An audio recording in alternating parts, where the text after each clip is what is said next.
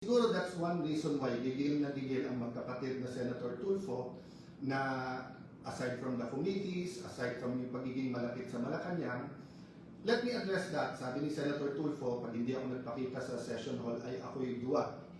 Ang kaduwagan po ay nag-uugat yan sa ano ba ang purpose at trabaho mo. Diba? So for example, kung ang trabaho mo ay magtanim, pero bumabagyo, grabe po yung kidlat. Hintayin mo kung mawala kidlat kasi it's not a matter of tapang. Magtatanim ka nga, tamaan ka naman ng kidlat, di ba? So, ganun din sa sundalo. Hindi natin isusubo ang sundalo natin sa mga bagay na suicide ang mission.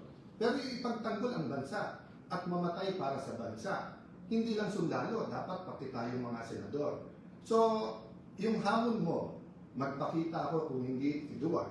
Para ko rin sinabi, halimbawa, Senator, ikaw, maging independent ka, kung hindi, duwag ka. You know, this is not a radio or TV program, this is not entertainment. This is the Senate of the Philippines. So we have to be more professional. Kung hindi ka lang Tulfo at kung hindi lang Tulfo si kapatid mong si Erwin, sinumbong ko na kayo kay Tulfo di ba? Pero ang reality is, because nandiyan kayo, because you have a strong voice, use it for the good of the country.